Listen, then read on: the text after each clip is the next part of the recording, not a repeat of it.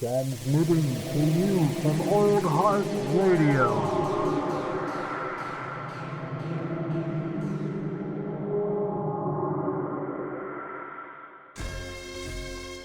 Prepare to have your bones chilled and your hairs raised.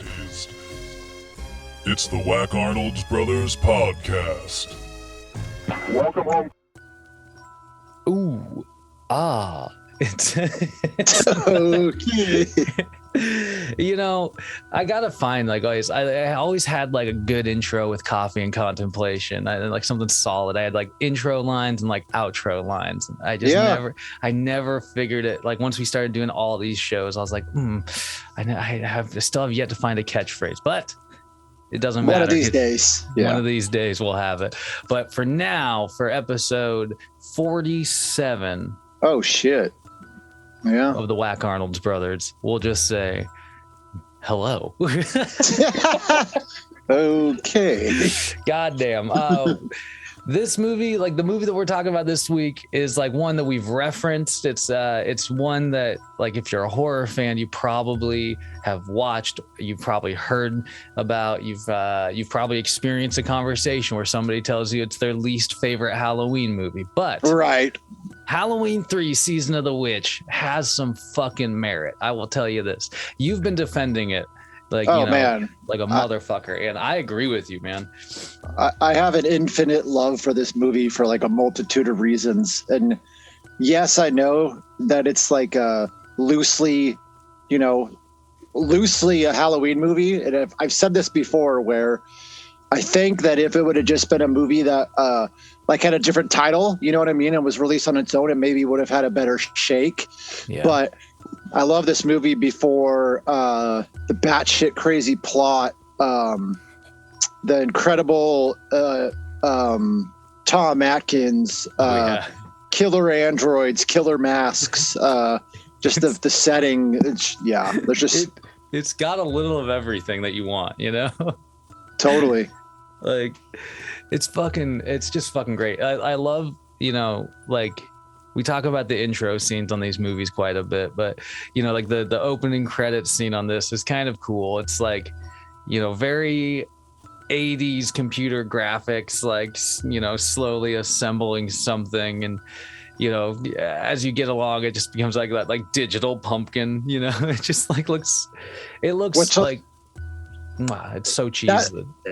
That's like one of the only things that lets you know you're watching a Halloween movie, because the original had the pumpkin, the other ones have like one of the movies has like a shot of a pumpkin in reverse. But besides like the two really quick clips in the movie of someone watching Halloween, like that's the only real connection you have that this is like a Halloween movie.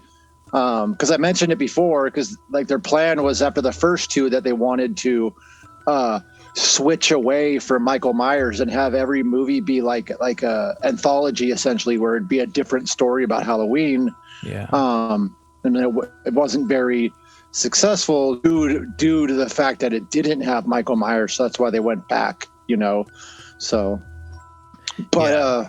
But I mean, with that in mind, like, and you watch this movie, like it does like you're right. Like it could stand alone by itself, like perfectly fine. Totally.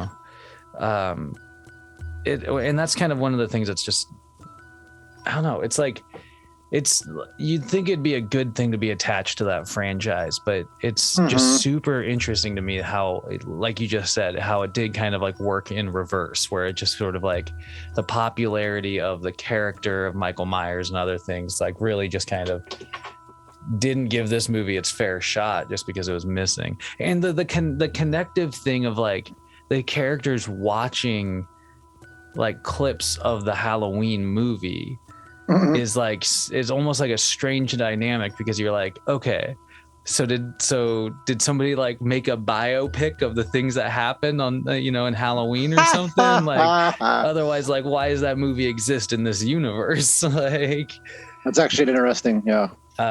So here is like a perfect, we have the Halloween Or we can call it the MMCU, the Michael Myers Cinematic Universe. Oh wow. But fuck, dude. I mean, this movie starts off in a pretty like intriguing place because it kind of picks up. You have that whole intro cycle, and then it picks up with this fella. Like, and it says, it's like what at this point it's like 8 days or something like that to Halloween or whatever, and so it's like shortly before Halloween and it's nighttime. This fella just kind of comes like stumbling out of the way. He's like clearly running from something. Yeah, it's Northern California, Saturday the 23rd. Yeah, Saturday the 23rd, and that's something I always liked about like this movie and like the Halloween movies, how they kind of like counted down to Halloween, Like it gives you this sense of like, ooh, something's about to happen.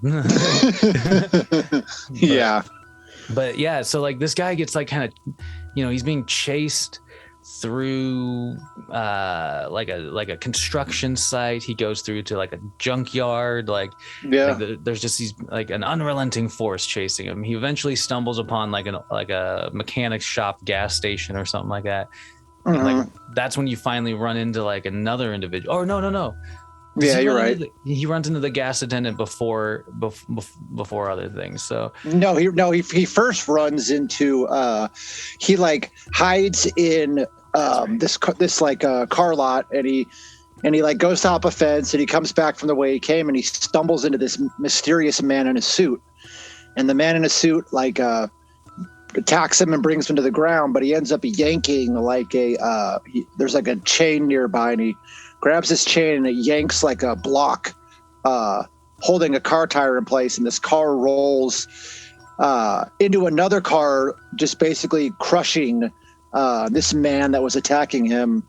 And then he gets up and runs, and then later he runs. It's like I think it says like an hour. It says 1 hour later. That's right. And he runs into I forget the man's name. That's Walter is the man's name. He's only in the movie twice. He's in the movie near the beginning, and then in the end of the movie, Tom Atkins' character runs into him again. But he stumbles in.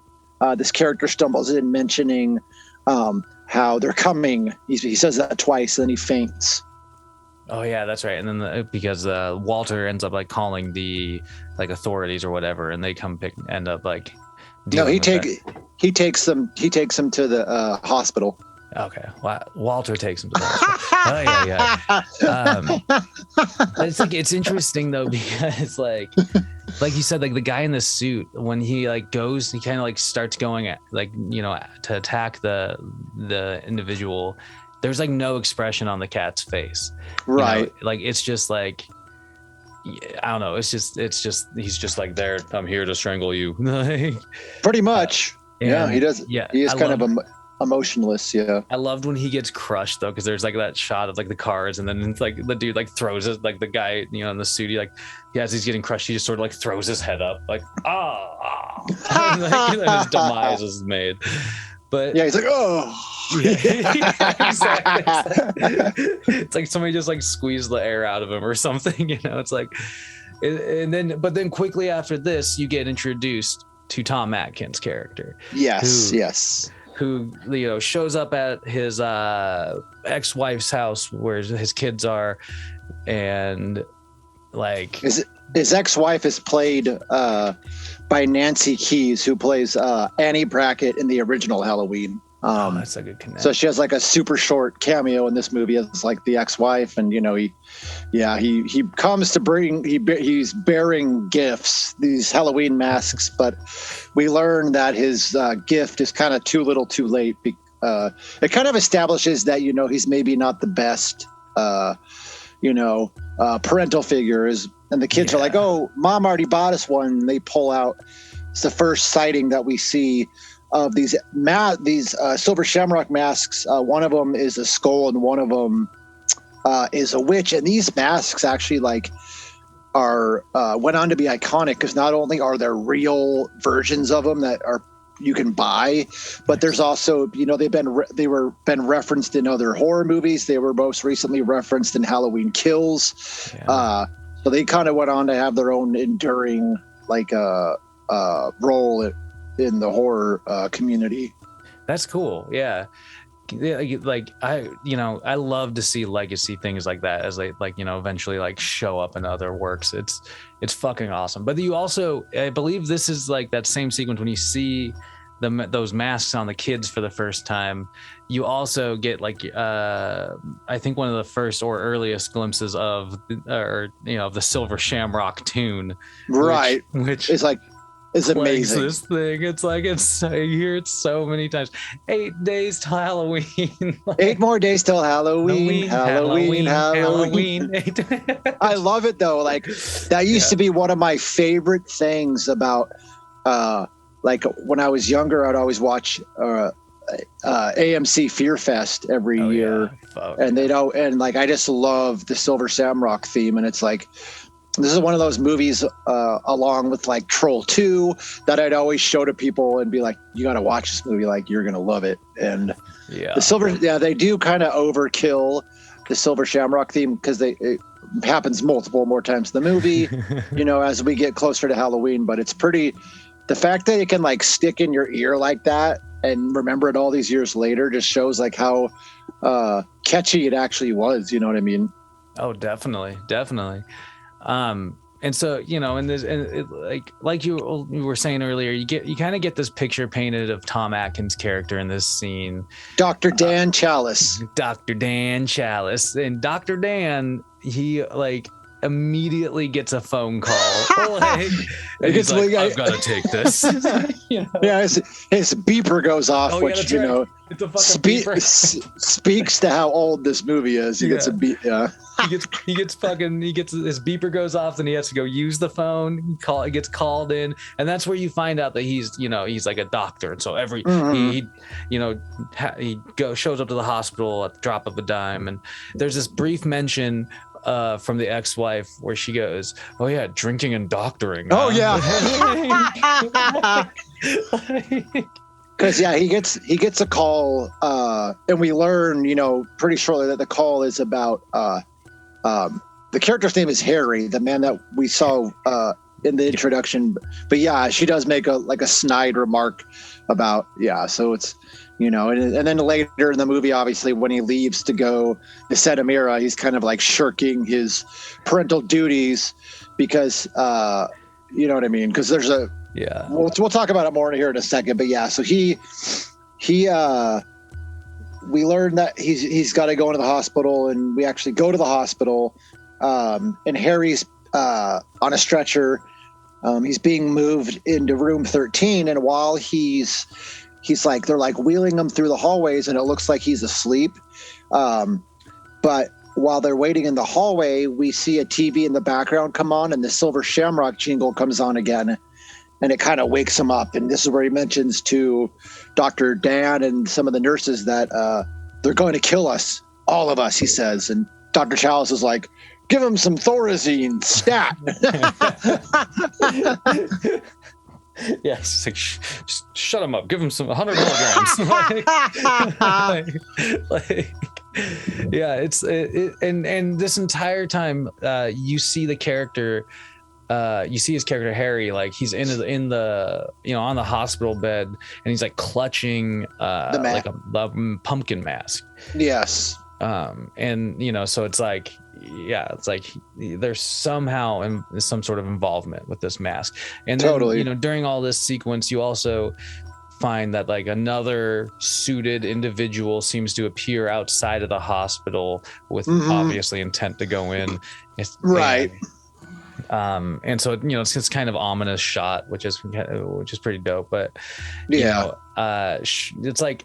It's like shortly after Dr. Dan kind of like takes care, administers the Thorazine to Harry. He's like, okay, I'm tired. I need to lay down. And he's just like, he like hard work, Yeah, there's like some like 80s like back when it was like maybe, and I'm only joking when I say this, when it was like culturally okay to sexually harass your coworkers. Because he's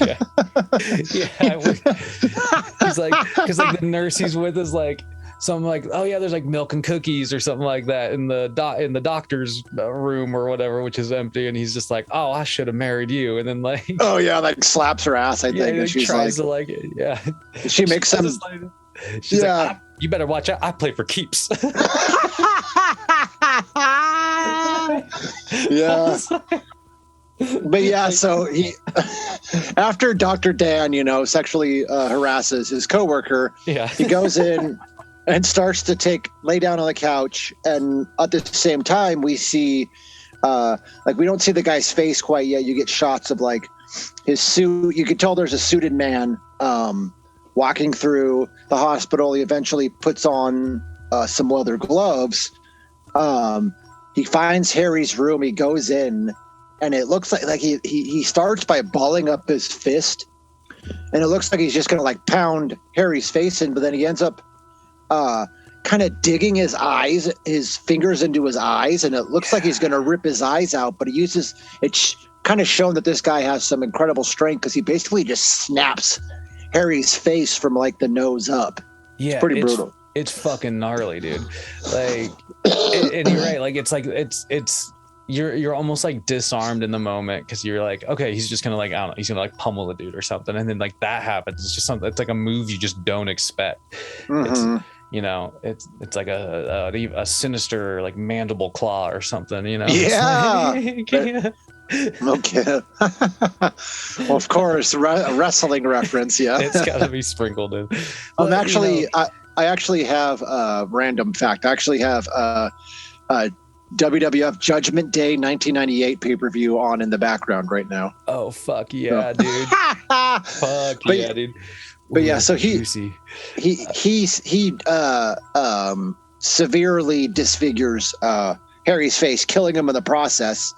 It shows him wipe the blood on a nearby like curtain, and then the nurse from earlier comes in and is like, "What are you doing in here?"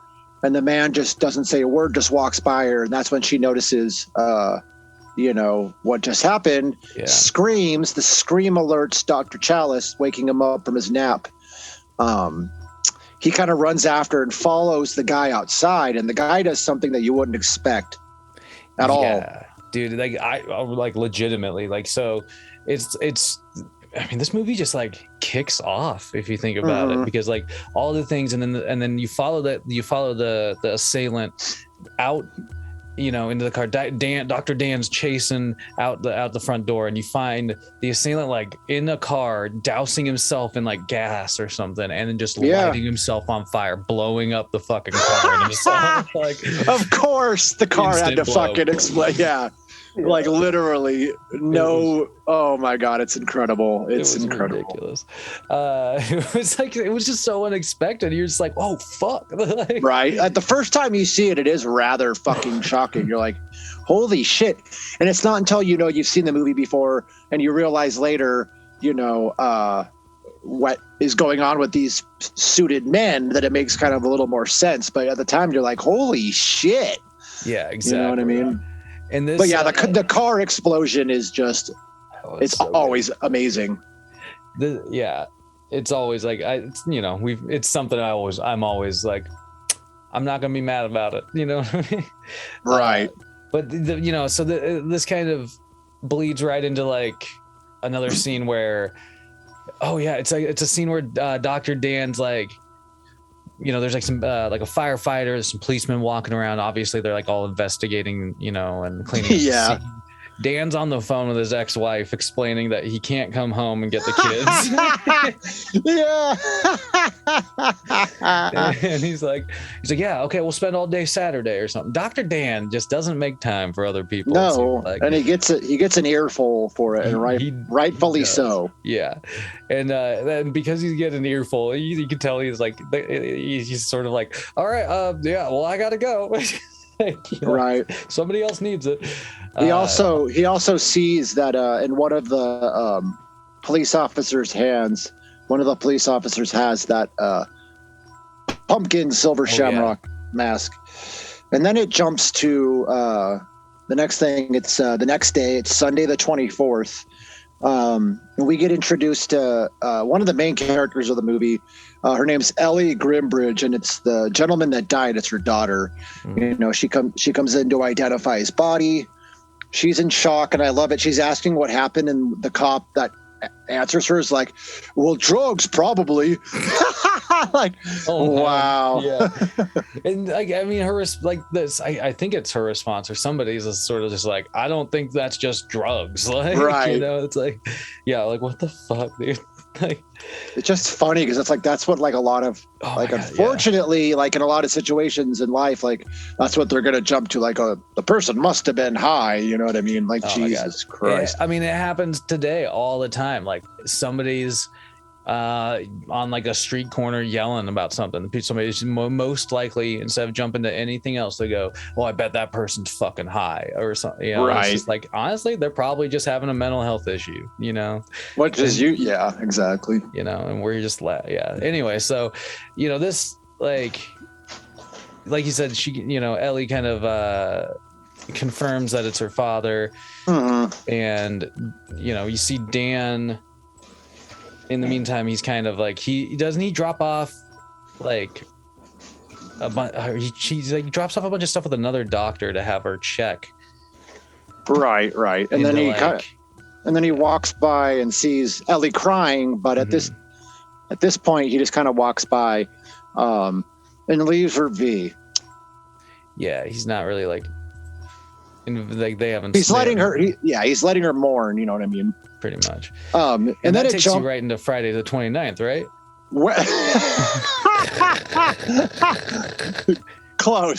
Close. Your math would have been correct, but it's Wednesday the 27th we go to, and Chalice goes to the coroner's office.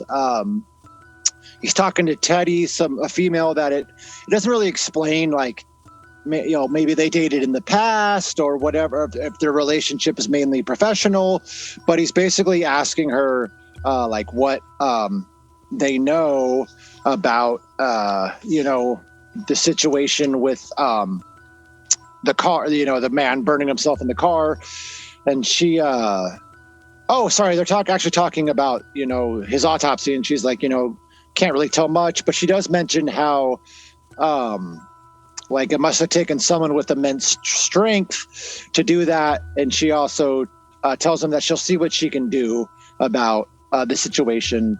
And then it goes to Friday the 29th. Yeah. Well, and it's interesting they're back and forth because, like you said, like she kind of alludes to the fact, like Dr. Dan says something like, "Oh yeah, well, he looked like a businessman," and she was like, "Well, he would have had to be a strong businessman." That's right. That's right. It's just like, it was just like sort of funny, like even amongst like this, I don't know, this crazy incident happened where this dude like rips this other dude's face in or whatever and like blows himself up in a car, and like instead of any other thing that they're just still thinking like, well, he might have just been like some sort of businessman of sorts. Like there's like a respectable tone that they apply to the situation almost, and you're just like, what? The dude sounds like a fucking anyway. Clearly a fuck, but yeah, it's weird. And like they're, you know, this lady, this assistant or, you know, whatever, comes back into play. That's right, because she does mention she's later. just an assistant. That's right. Yeah. Yeah. And but then yeah, you're right, like that's when it drops into the 29th, and you find Dr. Dan just hanging out at a bar, you know, watching some, like having a drink, having a smoke, just watching the tube that's playing until like, and he's like, he seems kind of into it until this is where you get the first Halloween movie shout out, because he asked the dude to change it, and then he changes the channel to like a end trailer or something for like Halloween playing. And it's like it's clearly the movie because it's got like a shot of Michael Myers, and you know, then it goes right from that into like another, you know, Silver Shamrock jingle. Yeah, because it was like a commercial for the Halloween Horathon. You know, watch the Halloween Horathon followed by the big giveaway, and that's when you get the 2 more days till Halloween. Halloween. And in enters Ellie into this scene, and this is when they really have like a first interaction that we see. You know, Ellie mentions that like she saw Dan at at her father's funeral and stuff. Oh yeah. Mm-hmm. Which is kind of strange. Like if you think about it, like the doctor barely knew the guy. Why is he showing up to that funeral? Good. Yeah, that's a good question. He's just like, this one really hit close. Maybe it was probably the car explosion, honestly. Yeah, he also kind of has this thing where she asks, like, did my father say anything? And rather than saying, like, yeah, your dad was spewing a bunch of craziness, he just says something like, yeah, he said that he loves you very much. Yeah. Yeah. It's like, it's just, it doesn't sound authentic. It's what it is.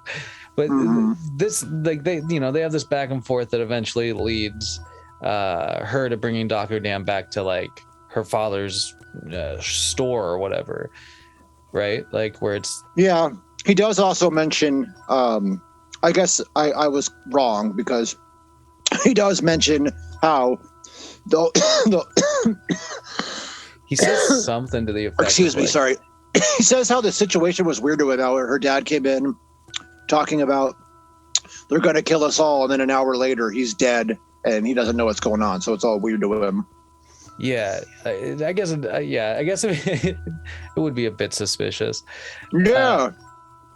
And then like, so they seem to be kind of like getting a little more investigative into this thing because they go back to his shop and they see, Ellie kind of busts out like his planner or whatever and like shows that all these different dates. April 18th he was here, or October 18th he was here, October 19th he was here, October 20 something he went to go pick up another shipment, and that's the he disappeared somewhere, or he something happened. She mentioned something happened in between him going to Santa Mira to pick up these masks. So, and you see that he is selling like the silver shamrock masks in the store. So totally. Yeah. So then we see Dr. Chalice on a payphone once again, unfortunately, shirking his parental duties, and how he basically tells her, he makes up an excuse. He tells her that he has like a doctor's conference that he has to go to or some shit. Some fucking bullshit. And then when he gets off the phone with her, he hangs up the phone, and during the conversation, there's a pack of beer sitting like right behind him, and he just hangs up the phone and like gleefully like grabs the pack of beer and like hops on over to the car. It's like he's like, I'll take him next weekend or something. You know what I mean? Yeah. This dude's just trying to get it in. He's so, you have another shot of 2 more days till Halloween. You get another jingle right after that shot. And then kind of a, quasi like, they're driving to Santa Maria or whatever. And Santa Mira. And, it's just like a handful of shots of them driving, like, 10 minutes here, 30 minutes here, whatever. We're going to, but then when they arrive there, it's like immediately kind of strange. Like, because before they arrive there, he's mentioning how, he's kind of telling her some of the backstory of Santa Mira about how it was a dairy town, but after World War II, a wealthy Irishman by the name of Connell Cochran converted the town into the toy factory. How it's a proud community, predominantly Irish. But they, as they pull up, they kind of paint this town as weird. Like all the people and their businesses are staring out the window. We get a shot of like an alleyway, and one of the like guys wearing suits is standing in the alleyway. So, and Chalice, and she mentions something. She's like, it's like we're in a fishbowl or something. And Chalice goes, "Company town." He has some great lines in this movie. Oh yeah, but it's like it is kind of strange because like I feel like I've watched enough horror movies to know that if you roll into a town and everybody like that's just staring at you through their windows and stuff, stopping what they're doing in the middle of like stocking grocery shelves and to like stare at this car, like they're probably gonna turn on you at some point. I feel like there's something sinister going on, and this kind of continues because you also see like a CC little like that's right, that start like that follows them also. So clearly somebody else is watching as well. Totally. Which we learn more about later, but yeah, and you get your first kind of glimpse of like the outside, at least, of the Silver Shamrock toy factory in this shot too. So because they pull up and Ellie mentions maybe they need a plan, and Chalice is like, well, hey, let's go talk to the gas station attendant, say and let's get a room and kind of take our time. Yeah, exactly. Like, let's try not to stand out. Let's try and yeah. And it is kind of, I mean, what a convenient stop. That gas station is right next to the motel. It's the same proprietor owns both. Yeah, and it's like, so as they go to kind of like you're saying, they sort of check into the hotel. Dan leaves Ellie to sort of like, distract the owner for a bit while he like runs in and like, signs the books. And he also checks to see if there's anybody else's names on, any name that he recognizes on the books. And this is also, you kind of get this shot of like, you don't see who's in the car, but a car kind of slowly drives by the scene, because he sees that Harry's name is on the ledger. He signs it too, and then while Ellie and I forget the name of the hotel proprietor, unfortunately, but he mentions the car rolls by. He's like, there's Cochran now, and he's like, he's a great man, Colonel Cochran, a true genius. So you can tell. A true genius. Yeah, they have a love for their Mr. Cochran in this town. That's for fucking sure. But like as Dan's walking back up from the office, that's when you see, I can't remember the name of the fucking family, but like this family rolls in on an RV and like this great moment where you see this like bike fly and almost hit Tom Atkins, the character Dan, as he's walking, and you like we meet the Kupfer family. They just rolled in their Winnebago. We got Buddy Kupfer, his wife Betty, and their son young Buddy. And it's funny because the bike flies off, almost hits him. The kid hops on the bike to ride away, and the mom's like, don't go in the street. And it shows this clip of the kid just flipping her off as he's riding away. It's amazing. Kid's a rebel, damn it. And we also get we don't learn her name yet, but we also get briefly introduced to another character. Dan almost gets like hit by another car pulling in, and this lady pulls up and complains about, she's like, damn factory got their orders all screwed up. And then Chalice goes into we meet Buddy and his family really quick. We meet her. We don't know her name yet. He goes into the room and he has one of the great lines in the movie where he's like, this place is a zoo.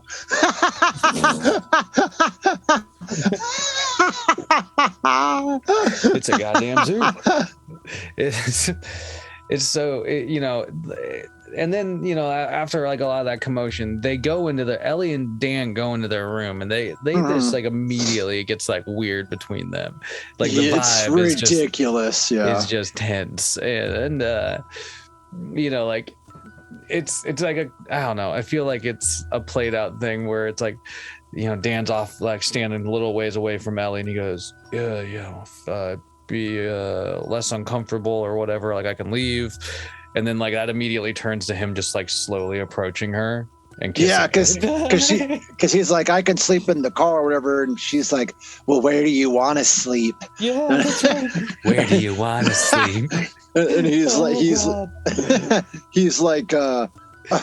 he goes, that's a dumb question, Miss Grimbridge, and then just walks up and fucking starts macking on her. Yeah, dude. Oh my god, dude. These two, like, and that's what I mean. Where it's like between like, like shots like that, and like, you know, the shot of him like gleefully grabbing that beer and like hopping in the car, you're just like, I feel like this dude's just trying to have a weekend. Yeah, he's kind of a schmuck. He kind of is, but I love it. Yeah. And then we kind of talked about how the town was weird. And it's kind of established further because next thing we know, we hear this bell go off, and then there apparently must just be like a speaker system around the whole entire town. Yeah. Because we hear this woman, it's like this message comes on at 6 o'clock, curfew, you know, please close the street, you know, confine your activities to your own home. Like, what a 6 o'clock curfew? What the fuck? That's fucking whack, man. That's whack. Well, yeah, and it's like it just makes you, again, you're just like, okay, well, something's going on here. What the fuck is that about? Like, totally. Yeah, especially because also like I feel like the only like kid you've seen so far in this town, they showed shots of like other adults, but you really only saw that one kid who like rode off on the bike, you know? Yeah, who's there out of town, you know what I mean? You don't see any kids living in the town, which yeah. And then, you know, so like it kind of takes it to the, you know, like nighttime at the town, and it has this like shot of like the viewpoint from like one of the, you know, the security cameras or whatever for a bit. And you also see like, you know, Dan, he's out, you know, maybe looking around. He's having like, he clearly has a drink. He has like a bottle, and he's brown bagging it, I guess is what they say.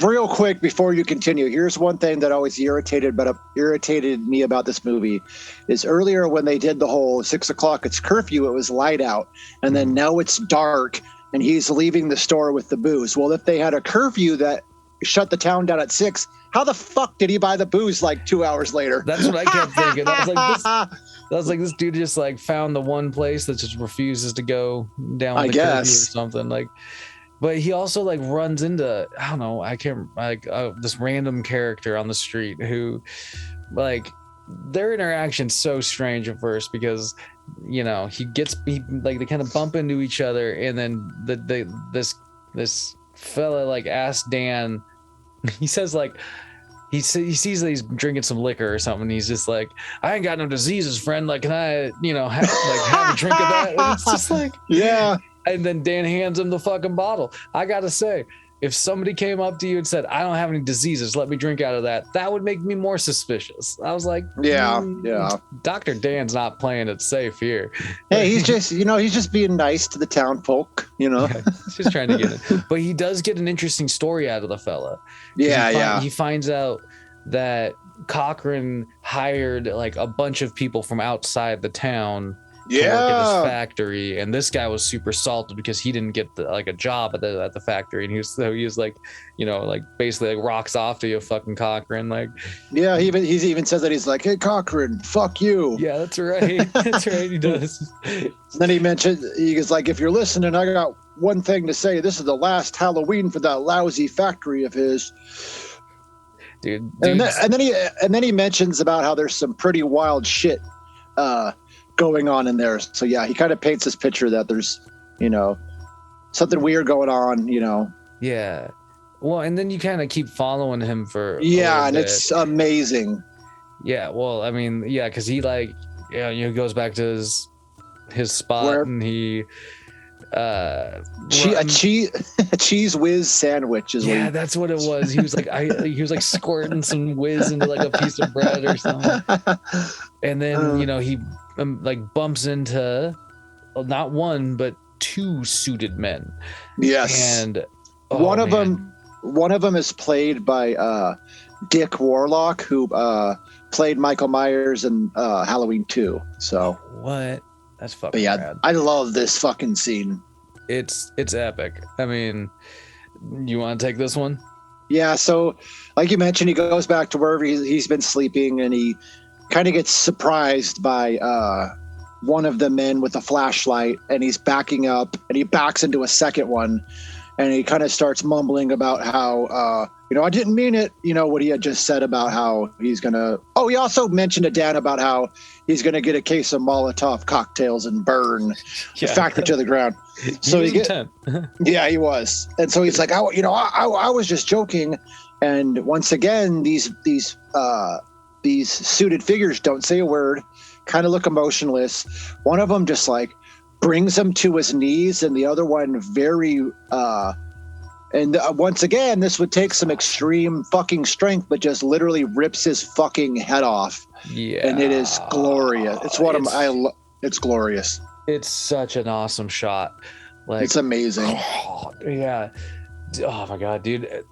Like, I kept thinking, like, yeah, just like how much strain that would put, like, just to separate, because it looks like, you know, like he grabs him and just, it's not like he just pops the dude's head off. Like the guy like pulls, like, oh god. And we also get a very nice blood spurt up after that. So like, it's an awesome shot.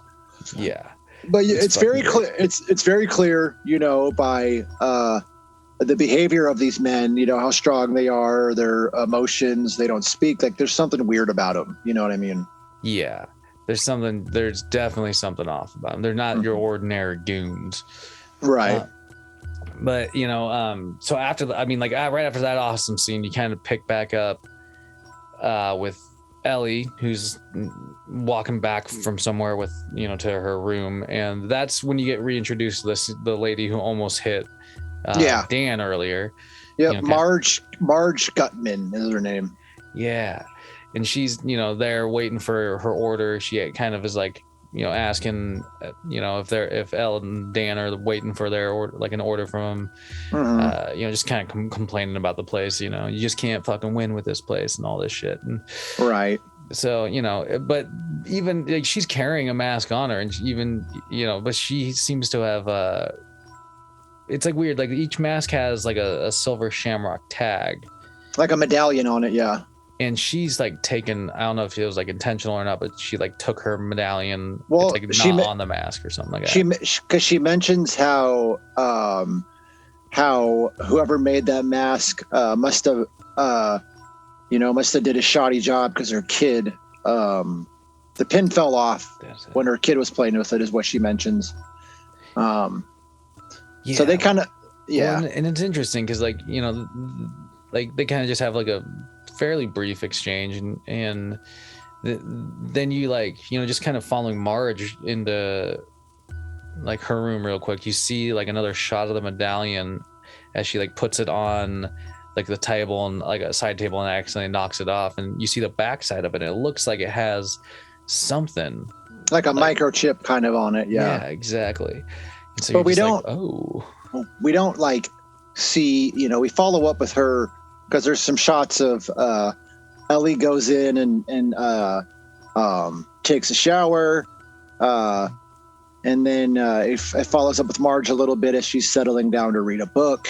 Then we get this scene where Chalice calls Teddy asking for an update, and she mentions how they did an autopsy, but somebody messed up the envelopes, and she was accidentally checking parts from the car. Yeah, she's like, there's just like metallic stuff in here. Yeah. So he tells her, you know, he'll check back in, and tomorrow heads back into his room. Ellie surprises him with lingerie. They start getting frisky. We get a partial tit shot. They're then shown cuddling. We get the commercial, comes on the radio this time instead of the TV. And so basically, long story short, they start to get frisky again. She mentions she's not tired. And then he does something weird where he like asks how old she is, and she's like, "Oh my god!" Right? Like, that was so strange. Like, it was like they clearly just boned, dude. Like, it's like the second go around, I need to verify the age. Yeah.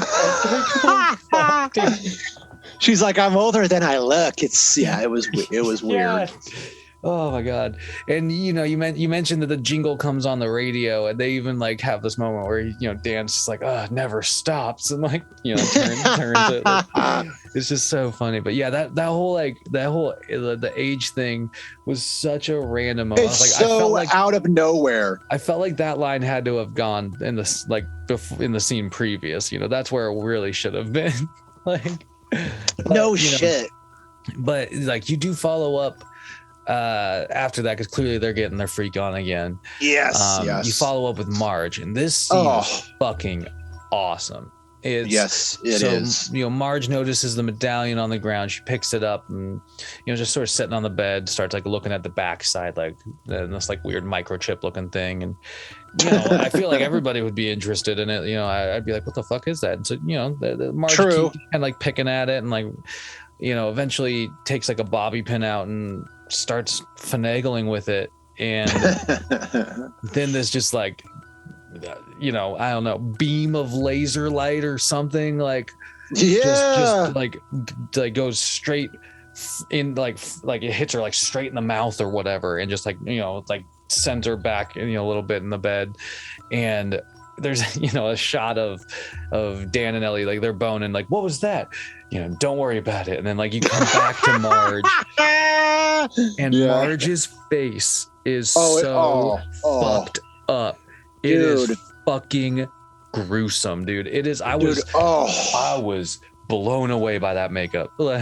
Or like how this movie faced a lot of criticism for not being as like gory or bloody as the rest, but this scene alone, I think, makes up for that, because it used to I wouldn't say it traumatized me as a kid, but it always stuck with me as a kid how fucked up, mutilated and disfigured her fucking faces, because there's like pieces that are like peeled up, and you get you can't even describe how amazing it is. It's just so gnarly, and like you said, like her mouth just looks like it was like exploded, like in some places, like torn in some places, like the top lip looks like it's been ripped upward, like almost to her nose, and then like this like little bug, I couldn't figure out what the bug was, but I couldn't either. Like, insect like comes crawling out of her fucking mouth, and you're just like, what the fuck, dude? Like that scene has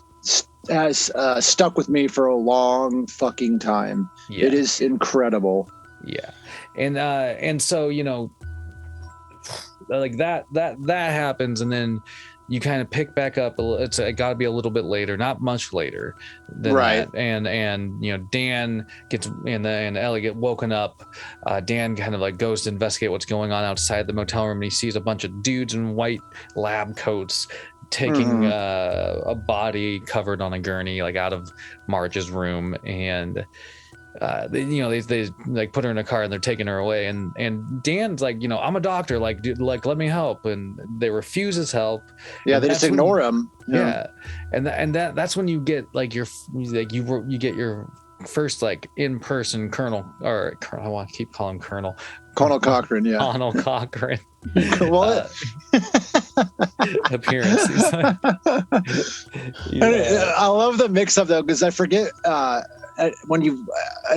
Colonel Cochran is a character in Child's Play 3. He's the guy that runs the military camp, and dies from a heart attack from seeing Chucky. So he's Colonel Cochran, but this is Connell Cochran. I know, but Cochran kind of rolls up and mentions how she'll get the best care money can buy. Oh, that's right. The guy's name that runs the motel is Rafferty, because he and then he tells Chalice and Ellie, it's all over. It was just a small accident. She'll get the very best possible treatment. He goes to leave and talks to some of the men in white suits, but he's not being very quiet. And he asks them what happened, and one of the guys says misfire. And Chalice happens to overhear this, and they go back to their room, and rightfully so. He's like, "What the hell were they talking about?" Like misfire. What the fuck? And that's and they also talk about potentially just like leaving right then. But Ellie says she doesn't want to leave until she knows why her father went to the factory. And like you see them rolling back over to the factory and stuff, and that was like what was funny was like when Cochran mentions like she'll get the best care, he also mentioned something about like the facilities they have, and you're like, you run a toy factory, what fucking facilities do you have in there? Like, it is kind of weird. Like I would have So, had some more questions, but then you follow up. So kind of like you see the scene of like, Ellie kind of goes to sleep on the bed, and like Tom, Dan's like falls asleep in the chair, and kind of the day kind of moves on, but then it kind of jumps. Now it's Saturday the 30th. Yeah, and Dan follows up with a phone call to what's her name, Teddy. Correct. And Teddy like informs him, again, it's like the stuff that she's been going through. It's like, what she says, she's just like, it's like the problem is what I don't have or something, because there's no like evidence of like bones or anything. Right. Just like parts. She thinks it may have been tampered with, and that there's nothing there to indicate there was ever a body at all, just ashes and car parts. He then asks her to figure out everything she can about Connell Cochran, and then he hangs up the phone, and it has this great shot where we notice that the phone that he's using, unbeknownst to him, was wired. You know what I mean? Yeah. So they're bugging the town. And then, so this kind of leads them to going to like the Shamrock Silver Shamrock office, and the toy factory. And and they're trying to follow up on her father's order, right? Like, right. They act like they're there to pick up the order. And she talks. Someone comes up and mentions that her father picked it up and that he was headed out north. They're not very satisfied with what they heard, so they go to leave. But as they're leaving, we're reintroduced to the Kupfer family, who are there to see Cochran. Cochran comes out and mentions how greets Buddy and tells like everyone in that room how he's the highest seller of masks this year, and then tries to like make nice. It's like he obviously it's not it doesn't say it yet, but he knows who they are, and he knows that they're not who they say they are. But he's like, to make up for your lost order, I'm gonna give you a new one, all paid by me. You know what I mean? Yeah. He's like really trying to just like he's trying to look good. He's not, right. But I don't know. There's just something sinister about him in general. Yeah, he does. I forget the name of the name of the actor is Dan O'Herlihy, and he just does an amazing job in this role. Yeah, in my opinion. And then don't they end up getting invited to go like on a tour of the factory? Yeah, Buddy kind of basically like invites them. He asks if they can go along, and Cochran obliges. Yeah. There's some cool like in the factory when they're like walking around, there's some cool shots of like them making some masks and stuff. Totally. Like with the molds and like pulling them fresh out of the molds, and I don't know. I was like, that's pretty fucking cool. Like, it kind of it kind of reminded me of when I was growing up. And I like many children watched Mr. Rogers' Neighborhood. I remember one of my favorite things is every episode there'd be like a little segment where it would show you how something was made. Like one was like at the crayon factory, one was like how like just all these different things and how they were made. And so it was cool to get this like little short scene where it shows like them pouring and molding masks. We also see all these other novelty toys, and Buddy explaining to Dan about how Cochran is the all-time genius of the practical joke. He invented sticky toilet paper, the dead dwarf gag, the soft chainsaw. It's really the dead dwarf guy, the soft chainsaw, and sticky toilet paper. What's the I know I can obviously picture a soft chainsaw and sticky paper, but what the fuck is the dead dwarf gag? That was the one I was like, I have no idea what that is. But oh my god! I love how this movie just retcons like history, where this guy just came up with all these stupid gag toys that you remember as a kid. Well, the world owes a great debt to Colonel Cochran. Remember those like oh my god, I never mind, but yeah, that's hilarious. The world owes the great. It's just like, I mean, this guy was just like cheesing over the dude. He's like, No shit. like, you don't know who this man is. Like, Yeah, you know, he's got a hard on for him, yeah, apparently. he does. But you know, and then they at one point, like, they give what's his name? His name's Little Buddy. Little Yeah. Buddy.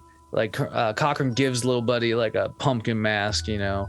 Yeah, because he puts it on himself and everything, and like, yeah, he asks for a mask, and Cochran's like, oh, you know, we can't give you that one. It hasn't gone through final processing yet. And Cochran, you know, Buddy's like, you know, I'm your top salesman. Like, why can't you tell me what final processing is? Cochran just basically kind of says, you know, it's a little bit of this, little that, you know, the usual. And then he goes on to further state that it contains volatile chemicals, and that he doesn't want them to be, you know, around that. So that's his way of explaining. yeah, You know, like, it's very clear that there's something sinister going on in the final processing, which we obviously learn about later. yeah. Well, and you know, there's another like really quick line somewhere in here. It's like Buddy's wife and Ellie, and they're talking about something right after, you know, like they kind of get denied looking at the final processing, and it was just sort of funny. Like the lady was like, he's one of the richest men in the country, and he did it all off of selling cheap gags. Oh yeah. Or she's like, there's hope for us yet. Yeah. So so good. it's random. So Cochran you know, invites Buddy and his family for breakfast tomorrow morning, and then we see Chalice looking around, and he kind of notices all these, like, it shows him too. It shows all these men in suits, like in different positions, of like one's on top of the roof. Yeah, there's just like these men in suits standing around everywhere, and he goes up to Ellie and tells her about how these men look strangely familiar, and that they look like the man who killed her father. And then as they're getting ready to leave, Ellie sees this glimpse of a car, like this. You see this like bay door open, and a man in a forklift drive out. And Ellie sees this glimpse of a car that's like slightly covered up, and she notices that it's her dad's car. yeah. And she runs to check it out, and she gets stopped by the men in suits. And Cochran has this great line where he looks at Buddy and goes, "Trade secrets." Yeah, dude, it's like, this dude's sinister as fuck, man. He's just like right out there. Yeah, trade secrets, eh? Like, yeah, it's just, yeah. There's a lot of those goons though around that plant, man. Like they're like, because yeah, they're just like everywhere, and there also appeared to be like not only the ones in suits, but there was also like just some workers near the car that were just like also kind of just standing there all still, and so you know, it just it continues to paint the picture that something weird, is something very peculiar and unnatural, you know, is going on. It's not a normal factory, I guess you could say. So they leave and go back to the room, and you know, Ellie mentions that she's scared and wants to leave. He tells Ellie to pack, and that he's going to go call the police, and that this, I love the line. He's like, this place must fall under someone's jurisdiction. I mean, it's kind of true though. Like for like supposedly they just witnessed like a really bad accident, like, you know, the night before. There was no authorities there, just fucking Cochran and his like toy factory employees, you know, right? Like stuff like that. So anyway, but it is weird. Yeah, and he, you know, goes as far as like trying to call an emergency in, and because he goes to the office to use the phone. Yeah, he goes to the office to use the phone, and like you said, just gets like, the operator just denies it, you know, just being like, oh, can't make the call is dialed and whatnot, and this like, you know, leads him to just going back to you know, his and Ellie's room, where he discovers that Ellie's no longer there. Right. and there's a string of fucking suited Yeah, there's like goons outside his fucking room. Yeah, there's like 5 of them, and you know they start like marching toward his room. He escapes through the bathroom window as they like bust into his room. Yeah, they bust the door down, knock it right off the hinges. He runs off and kind of like jumps down in the grass by this fence and hides. We see a car pull up into the Silver Shamrock factory, and some of those suited men carrying Ellie. So we know that it's confirmed that she's captured. Chalice tries to use the payphone, and once again he gets the operator too. So who knows that maybe since it's past curfew, the phones aren't working, or if they just if Chalice not Chalice, but Cochran, is onto them, and that's why he's not able to use the phone. Yeah.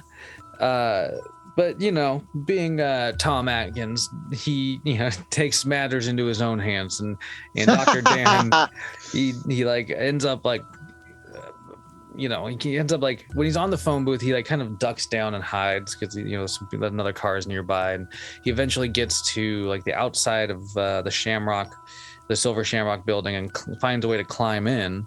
Yeah, he finds a cracked window and climbs in. And it's kind of cool as he's going through, you see various masks just kind of on some shelves and whatnot, and other random toys littered around. But as he's walking, there's a moment where very clearly a camera sees him. Yeah. Or it's it's zooming around to see make it look, and he's just, I don't know, he's just ducking and hiding. But that's when he stumbles upon what appears to be a lady knitting. An old lady, knitting. It's great. And he goes up and goes up to her. Where's the girl? Shaking her. Where's the girl? Where is she? And the fucking head just pops right off of this lady. And that's when you see this not only the head popping off, but you see the shot of some gears and stuff moving underneath. So it's clearly an animatronic something or other. Totally. But, that would be enough to spook me in this fucking environment. But to go even further, he gets fucking attacked right after this, right? Yes, he does. There's this great shot of him just getting kind of I can't remember if he runs into the person or he backs up into somebody, but he gets thrown into this other room, and there's this cool shot where it's just him getting thrown into this room with a conveyor belt and stuff. Yeah. And one of the suited goons is just kind of obviously going at him, and at first he kind of gets the better of him, but Dan Chalice ain't going down without a fight. He fucking ends up on top. He I don't know, he's punching the dude in the stomach, and just his hand just after enough time just goes through the stomach. Yeah. In this kind of grody, slimy way, he pulls his hand back out, and it's covered, and he pulls some wiring out with it too, but his hand's covered in this weird yellow goo. Yeah, and as he's ripping his hand into the stomachs, the liquid comes out of the person's mouth too, and this is where you learn that this isn't a human being; it's an android. You know what I mean? Yeah, dude. It's we learn android, and we learn later that Cochran, has. How earlier in the movie, I think his name was Stryker, the homeless man that gets killed, where he mentioned how Cochran brought in all these people from the outside. Well, we learn here that he created most of these people that have been at this factory. It's awesome. Yeah, it's honestly in the context of this whole movie, it's such a fucking cool twist to throw in there. And then Cochran comes up and has the head of the old lady mechanical robot he had made, and he mentions how it was made in Munich in the 1700s or something, kind of alluding to how long he's been alive possibly, and that's what I thought too. I was they never establish it, but I was holy shit, dude, has this guy been alive for 200 fucking years at least or something? And where it also maybe he started by making those robotic, things that weren't actually human, but then getting so good at doing it that it got progressed to the point now where, because he even mentions a line later about how realistic, the androids are that he has created. Yeah, dude. But yeah, he after because like I said, or like you mentioned, he dispatches. There it is. he dispatches the android, and then Cochrane and like two more pull up and kind of confront him. He asks where Ellie is, and Cochrane tells him that she's resting. And then he kind of this like sinister way, he mentions how it's going to be morning soon, Halloween morning, and how Chalice being a medical man, he should find it quite interesting. And then he gets carried off, and that's when we get to the titular day of the movie, as now it's Sunday the 31st. It's Halloween. Yeah. And, so Cochrane is, like you said, he's taking Dan away to go kind of, what you'd expect. Maybe it's like he's going to show him his operation, probably because he's going to kill Dan. That's what, 100%. And so he's just like, whatever, I'm going to show you everything. But there's this great scene where they're in an elevator with one other of the android goons. Mm-hmm. And they're talking about them. And he says, Cochrane's like, they're loyal and obedient, and then the android goon like sneezes, and he's like very, he mentions how convincing they are, and I was like, damn, dude, like, yeah, like somehow you've like created these androids, you program them to do things like sneeze and stuff to seem human. Like, that's fucking slick, man. Like, it is. But so he takes him down. He takes Cochrane leads Dan down into final processing. Yeah, final processing, where you find a number of things. There's like a lot of shit going on. There's dudes in lab coats working on stuff. You find the most interesting thing, a chunk of Stonehenge, which we forgot to mention. I'm realizing yes, up we until did. Now. Yeah, we did forget to mention, because at the very beginning, when before Harry runs into Walter at like the gas station he's working at, Walter's watching TV, and on the TV there's like this news broadcast about how they have no idea how it happened, but a stone from Stonehenge went missing. We forgot to mention that. Yeah, like a multi-ton stone from Stonehenge somehow just went missing, and it's like a big head scratcher across the globe. Turns out it's in the fucking Silver Shamrock final processing room. Yeah, it's like a weird room where there's these men that are chipping away at it. There's also all these like TVs that are set up right next to each other, and all these expensive looking computer boards. But I love how Cochrane's like, oh, we had a time getting it here, mentioning the piece of Stonehenge, because like how the fuck, you know what I mean? That's what I'm saying about how like batshit wild this movie is, because like it goes how did they It goes from android goons in one scene to like, boom, magical Stonehenge rock right in the next, But yeah, we still don't know why the Stonehenge rock is there quite yet. We're getting there. He alludes to, in this scene, Cochrane alludes to like at least the belief that it has some sort of properties. He's like part of what some of the guys in lab coats are doing are like, how like breaking down parts of the rock, and he says like even a small particle holds some sort of power. That's right. Or whatever, and it's like, but you don't know, like you're like, what the fuck power are you talking, like what are you talking about? Right, because that's what one thing too is, it's like we learn here in a second that they're putting in every mask in the medallion there's a piece of the Stonehenge, but it's like, yeah, like what, you know what I mean? It's just kind of weird. But we do learn later that he's kind of like a warlock or has some like witchcraft powers. Well, because even in this scene he makes a joke, and at first like it didn't land until like I finished the movie again, but he was like, a magician never tells his secrets. That's right. Yeah, so I guess it doesn't. I guess that's the good thing though about horror, is that it doesn't need to necessarily explain everything. No, it can be fantastical. Totally. But this leads you to kind of being reintroduced to that family, right? Because Cochrane also does say something weird about an ancient sacrificial circle. Yeah. So yeah, but he shows Chalice that Ellie is in a room strapped to a bed, and that he also shows that Miss Gutman is there, and that he's dead, like he presumed.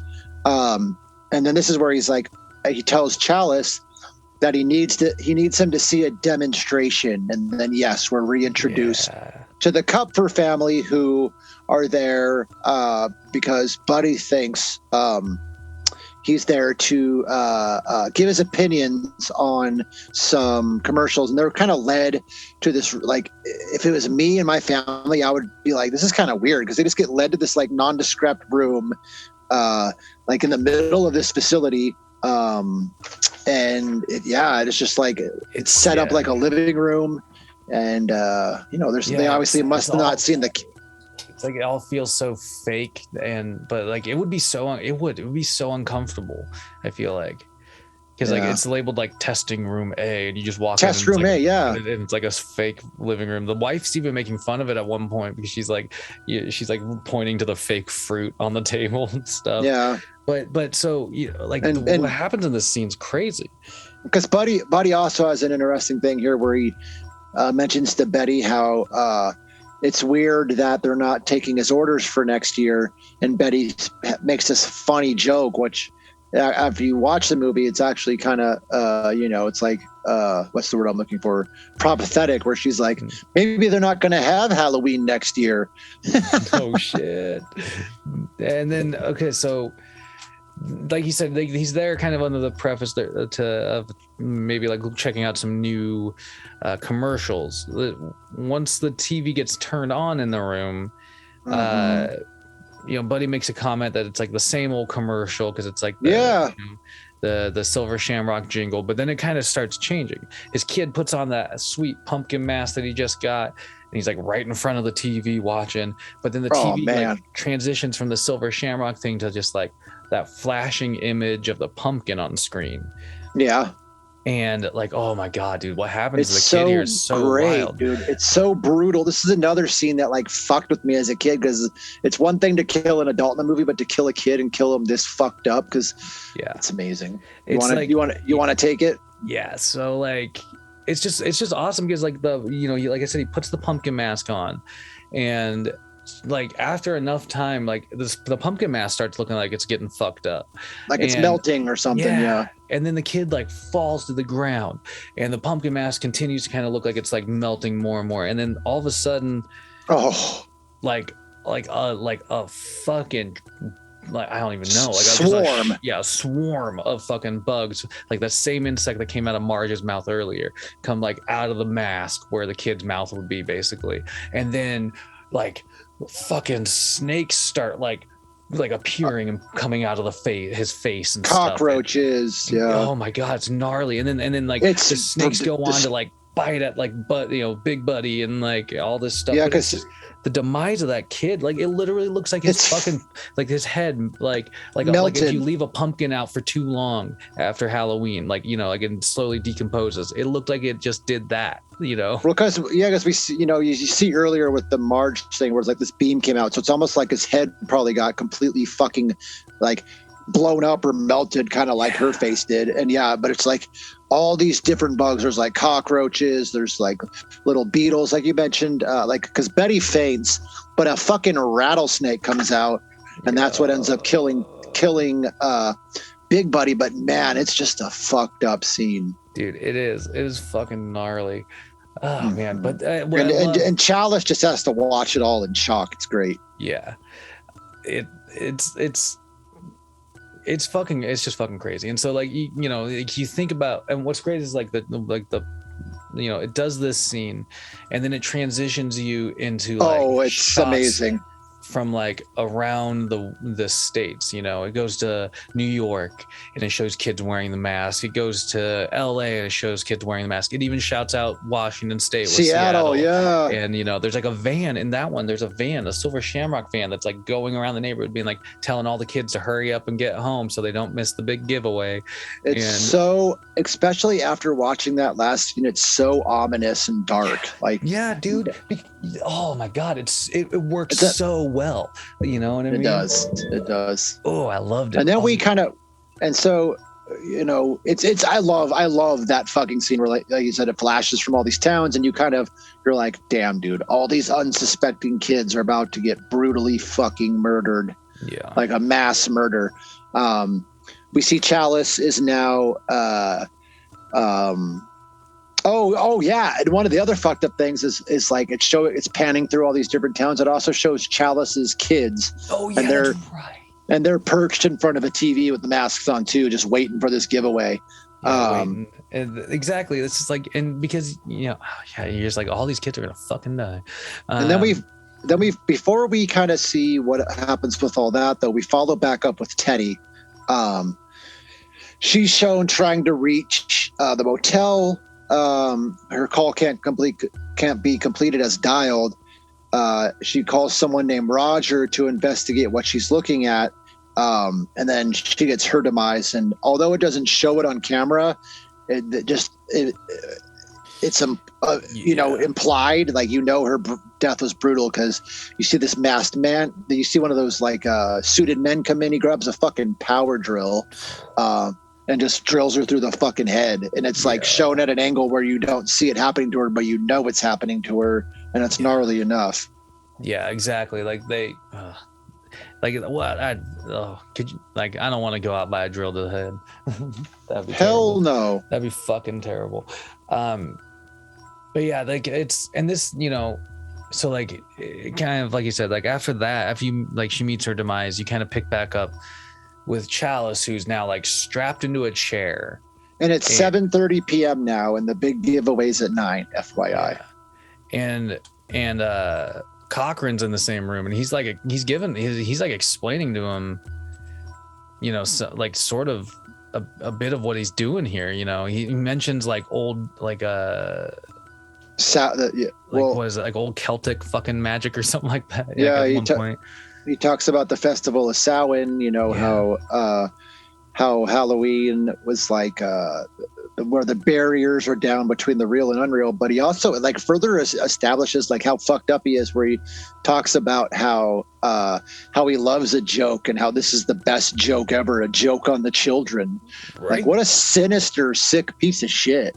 Yeah, like, you're talking about mass murdering a bunch of kids, and this dude's just like, it's a joke. It's like it also where I mentioned earlier, where it's like alluded to, but you're not sure, because he mentions about how the last great festival took place 3,000 years ago today, and the hills ran red with blood of animals and children.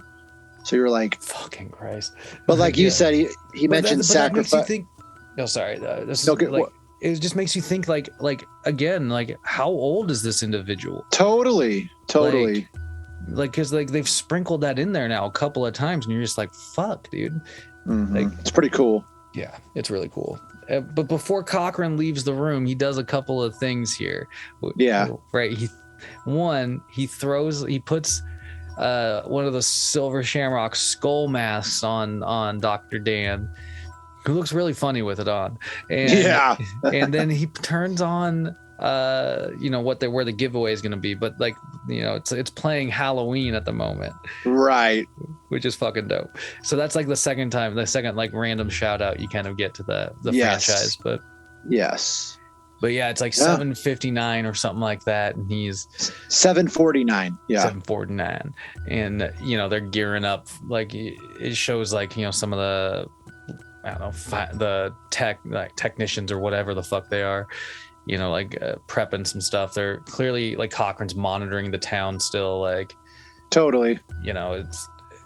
It's just sort of like everything's on course here, and yeah. I don't know. It's just like, it doesn't give you like, it's interesting because it just doesn't give you like, I don't know. You're just waiting to see what happens at this point in the movie. It's fucking crazy. Yeah. And it's, yeah. And so, we talked about how strong the androids were, but in this next scene, Chalice kind of shows some of his strength too, because he wheels himself over to the TV, and even in a strapped in, like, compromised situation, in one swift kick, he breaks the fucking TV. I know, dude. Nobody can challenge Tom Atkins' true strength. And then I love it. So, they kidnap him or whatever, but they decide to not search him, because we see that he has like a fucking pocket knife, and just like, as quickly as he was put into these restraints, just like cuts himself out. And then in one of the greatest, most hilarious shots in the movie, that's like reminiscent of like something that would have happened in like a Austin Powers movie. He takes the mask and like perfectly flings it up onto the camera. It's fucking amazing.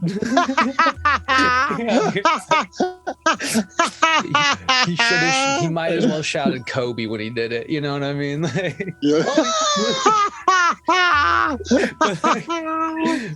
He like covers the camera and he like pries like a vent like opening open and like starts crawling through the air duct to get to escape. It's such a fucking great moment. It's amazing. And then it's sort of like kind of escape chase ensues a little bit where he's like running through the factory trying to figure out his way around. Not necessarily out of there. He's looking for Ellie, I imagine. At this point. Well, because at first, we see that they've obviously figured out that he has escaped. So they're watching him. He tries to use a phone to call. I love it. He calls Linda, his ex-wife, tells her to get rid of the masks and about Buddy, and she thinks that he's drunk and jealous and just fucking tells him to go to hell and hangs up on him. I just love that. There's just a moment, and then he's just like, I'm not drunk. The one time he's actually like trying to be a good dad and save his kids from an awful, awful, awful death. She's like, but rightfully so. I mean, if anyone would have gotten that call, they would have thought the guy was drunk, but it's just funny. Dr. Dan crying wolf again. But like you said, he was looking for Ellie, and he comes across her, he finds her. They eventually sneak back into the room with the piece of Stonehenge and all the computers.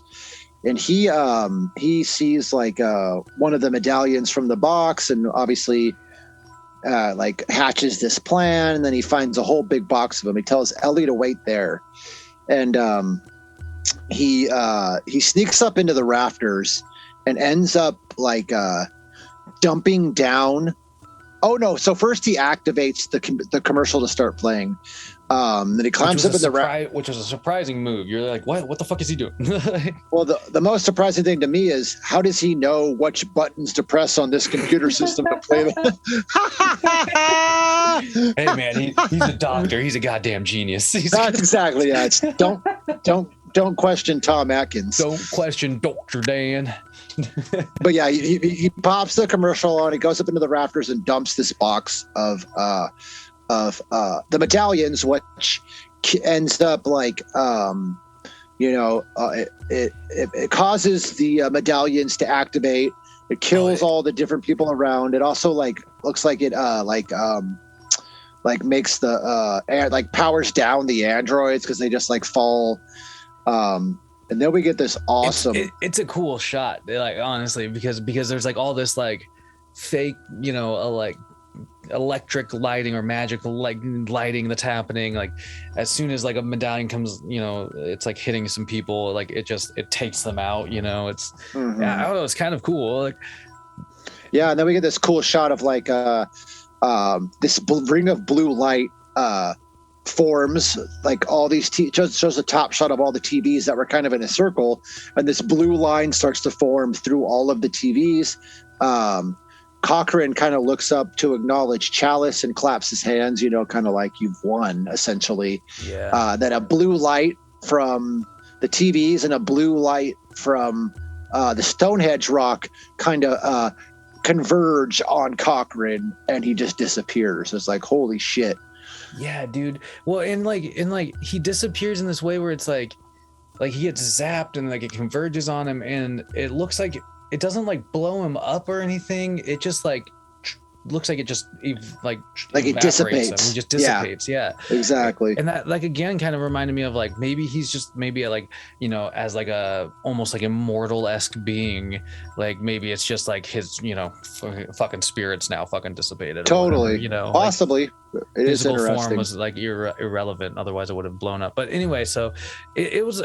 And to note like the the blue light that you're talking about, like it shows this shot. There's a reference of like the circle of death or whatever. Oh yeah. It shows a shot of like a bunch of the techs like dead in a circle, like surrounded by the computers. It was all kind that of are in a circle. Perfect, honestly. It is cool, and it's also like it looks like the factory's caught fire because it's obviously 80s effects, but you can see like the sky's red, so it's like it looks like the factory's going to be burnt like burning down. So Chalice and Ellie drive off, and as they're driving, Ellie's being kind of quiet, and then we get a good little shock that the first time you see it, you don't see it coming at all, but Ellie starts attacking Chalice while he's driving. It causes the car to lose control. They crash into a tree. Chalice gets out to walk around to the other side. You see one of her arms is hanging from the door, and you see wires coming out of it. You're like, oh shit. Right? Like it just blows your fucking mind at this point. Like you don't expect it. Yeah, like amongst everything going on, and then like that twist. Totally. Like what the fuck? And her despise is pretty good, or her demise is pretty good too, actually. Yeah. Well, like, because like in that scene, he basically like, I mean, he finds like the rest of her body, right? Like, it's because she jumps out and attacks him. Again. He bashes her head so hard with the tire iron that it like. That's right. He uses a tire iron. It hangs on, and it's like barely hanging on by some of the wires. And then we get a great where he gets in the car, and then the android arm like starts choking him, and then he fights it free and tosses it away. Then he checks his watch and notices how dire the situation is now, as if outsmarting Cochrane, destroying him in his factory, and then escaping out of Cochrane's backup plan of the fake Ellie. Not only did he just fucking survive all that and a car crash, but he checks his watch and notices he has about 10 fucking minutes left until 9:00. Yeah. And that's when he ends up like zooming off to, and he basically, that's where he runs into the attendant from earlier, Walter, right? Walter, yeah. And he uses Walter's phone. He's like, he's trying to get everybody to stop fucking watching it. It's interesting because while he's on the phone trying to warn, like these kids come in the gear. Oh yeah, and pick up candy from Walter, and he's just like, in the background, I could, it's just, Dan. He's just like, I can't prove it. Like, you just gotta believe me. Like, God, can you imagine trying to explain the shit? Exactly. No one would believe you. And that's what I love. And this ending is so effective to me. And it's something else that has stood with me because it leaves you on a cliffhanger rather than establishing, like, because you see him calling and he gets this. There's a kid, like you mentioned there, that's turning the channels because he gets it to turn off on one station. The kid turns the channel, it turns off on the second station. The kid turns the channel again, and Chalice is trying to get this third station to get off. And the movie just ends on this fucking epic cliffhanger of Chalice just screaming, turn it off, turn it off, turn it off. And you have no idea what the outcome is going to be, because that's just how the movie ends. And I just always loved that the movie actually ended that way instead of, you know what I mean? Yeah, it takes such balls to end a movie like that. And it pays off so well because, oh my God, dude, just the uncertainty of knowing whether, because like the buildup, like you're saying, like he's just like screaming into the phone, like, turn it off, stop it. Like, and like, and then you just have like the screen with the flashing pumpkin, and it's just, oh my God, it's unnerving. And then it's excellent, dude. I love it. Such a good fucking ending. It is. I gotta say this, man. I regret ever talking shit about this movie. Like, legitimately, like it's, I think I just had to reframe it how, like, in my mind, where it's like, it's not meant to be a Michael Myers movie. Totally. It's meant to be a fucking awesome horror movie. Like, and that's exactly 100%. What it accomplishes. Oh yeah. It's glorious. It's like, you have some really cool design pieces, like the masks are awesome. I love the android aspect. Like, you have a great Tom Atkins performance. The fucking like the cliffhanger ending, as well as like the twist of like, Ellie being an android. Like it totally. this movie has a lot to fucking offer. And it's like a fast go. Like, you know what I mean? Like it establishes, you know, the premise, and then once it picks up, it goes pretty quick. Yeah. And the last 15 minutes are fucking amazing. There's not that many deaths, but the deaths that are in it are pretty fucking gruesome. They and stick pretty with awesome. you, man. Yeah, they do. Marge is gonna stick with me. That's for sure. That's why it's stuck with me my whole life since the first time I saw this movie. Yeah. And it's, oh man, yeah. Oof. Well, I'm glad that you were able to come out with a new appreciation. Yeah, man. Well, I appreciate that. You know, I think like I said, I think it was just great having you reframe like what it was like, you know, the purpose of this movie, the intent of this movie, you know. Totally. For me. But oh man, yeah. I mean, on a scale, like I would give this movie, like honestly, I'd probably give this movie at least 7 random insects that coming out of Marge's blown up mouth out of 10. Like, yeah. I oh my god. I give it 9.5. I give it 9.5. God damn it! What's he say? 1 second. Give me just a second. Good. Oh man, yeah. I gotta find the piece. I just thought like. Oh, I got it. I give it 9.5 dead dwarf gags out of 10. Because what the fuck is that? That perhaps is the greatest question that comes out of this movie. Not is Cochrane an almost immortal being that's been around for thousands of years, but what is the not that did his plan work at the end? It's the fuck is a dead dwarf gag. Oh my god. All right. Well, hot dogs, corn dogs, whatever the fuck you may be. This is a movie I really think you need to take our advice and like reframe it in your mind and watch it and enjoy it. Like, 1,000%. Yeah. You know, it is such a good time. Yeah, and you know, like that being said, we're gonna keep having them. We got another episode. We got another movie picked out for next week. We're creeping up on number 50. You know, that's gonna be a special. Damn right. Kiss. Yeah. I can't wait. Dude, neither can I. But in the meantime, everybody, as always, thank you for listening. You guys are fucking awesome. Yes. And you know, Fitz, I love you, man. Thank you for helping me like re-enjoy this movie, you know, like anytime. Like I've said before, you're kind of my horror my encyclopedia of horror friend, you know, like everybody's got to have a friend who's like a bigger nerd than them about something, and so I really just appreciate that you did that. Well, thank you. That means a lot. Yeah. All right. Well, hey, we'll catch you on the next one. Yes, we will. See you soon.